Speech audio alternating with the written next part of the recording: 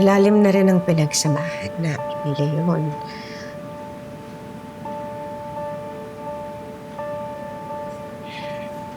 Galing sa kasinungalingan yung pagsasamang yun. Jordan, may anak kami. Alam kong may intindihan mo yung nararamdaman ko. Kasi ganun din yung nangyari sa inyo ni Shaira, di ba? Nung inakala mo na anak ninyo si Jordan Jr.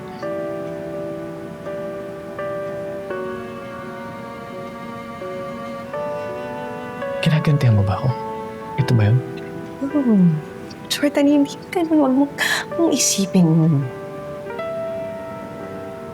Then tell me. Sabihin mo sa akin, ipaliwanag mo bakit?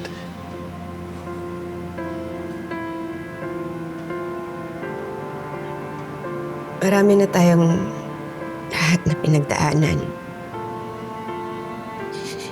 Kailangan natin lahat na mag-isip-isip muna. Jordan, kailangan natin hayaan na maglumang mga sugat natin. Pero hindi mo pa rin sinagot yung tanong ko.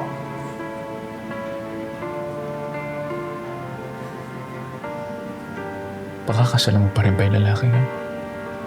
No. Wala akong pakakasalan. Gusto ko muna na alagaan at mag-focus sa mga anak ko at sa sarili ko.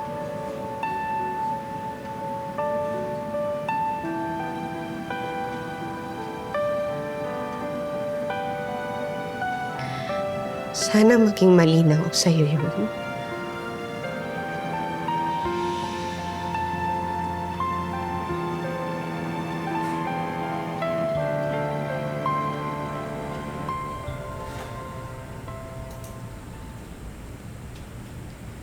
Sige po, General. I'll just wait for your update. Anong balita kay Shaira? Tinigdan daw nila lahat ng bahay na tinira ni Shaira. Wala siya doon. Pati anak niya wala doon. Paniguradong tumakas na yun. Nagtago na. Hindi ako makakapayag. Ma, I know, Billy. Pero hindi pwedeng makatakas yung babae niya. And I owe it you na maipaghiganti kita. mapaghiganti? Hindi ba dapat hustisya? Isn't that the same thing, kausap? Pag natunton ko si Shaira, mapapakulong ko siya. Hindi lang naman si Billy yung sinaktan niya, pati na rin si Leon. Di natin alam, baka may kinalaman siya sa nangyari kay Jeff at kay Jordan. At kung sino man gusto niyang patayin. Lason yung babae, so kung sino man ang nakapasok sa buhay niya. Hahayaan ba natin yung kasamaan niya? Pero wala sa kamay natin ang hustisya. Talaga, kausap? Naniniwala kayo doon? Walang ibang pwedeng sumingin ng kasalanan ni Shaira kundi ako lang.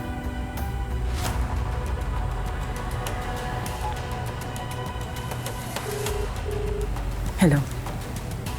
May nakuha ka na bang address? You need to work faster. Naintindihan mo ako?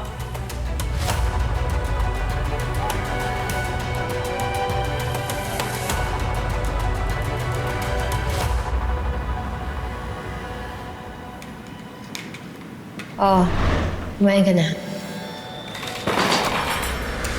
Hindi! Jordan! Hindi! Jordan, bakit? Jordan, anong nangyayari? Sorry. Akala ko ikaw si Shaira. Akala ko nakakulong pa rin ako. Christy, ilang araw din yun na siya yung gumagawa ng pagkain ko. Siya yung nakikita ko hanggang sa pagtulog ko siya para nakikita ko. Gusto kong tumakas doon para makapunta sa inyo. Naiintindihan ko, Jordan.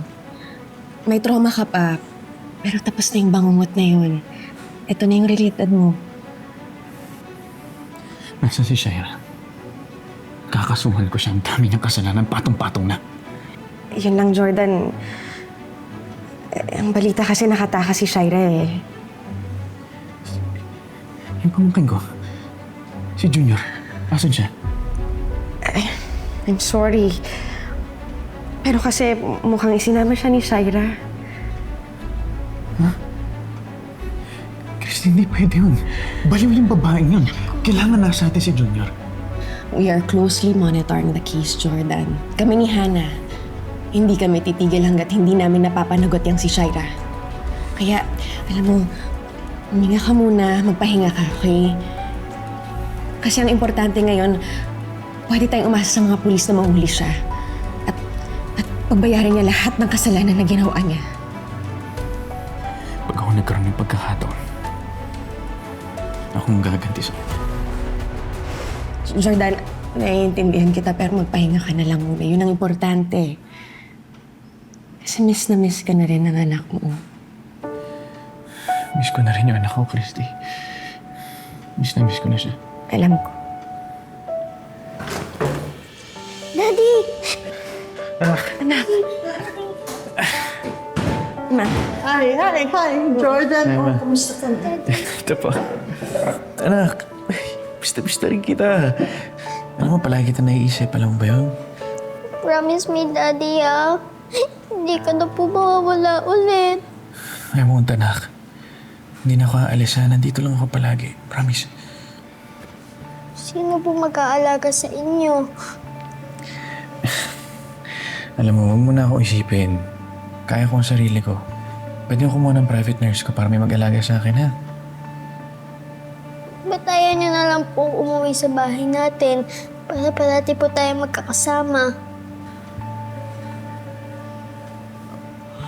Ako, Christy. Miss na talaga ng anak mo ang daddy niya. Ma, okay lang yun kasi nag-usap din kami ni Christy.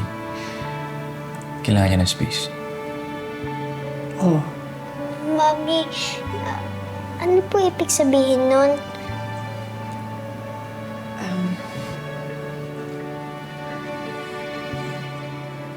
anak, kasi masyado nang maraming pinagdaanan si Mami. Kailangan ko muna mag-isip-isip. Kapag-isa. Ayaw niyo po ba makita si Daddy? Anak, kasi alam mo masyado ka pang bata para maintindihan tong mga komplikadong nangyayari sa aming matatanda. Pero kapag tamang panahon na, explain ko naman lahat sa'yo, okay?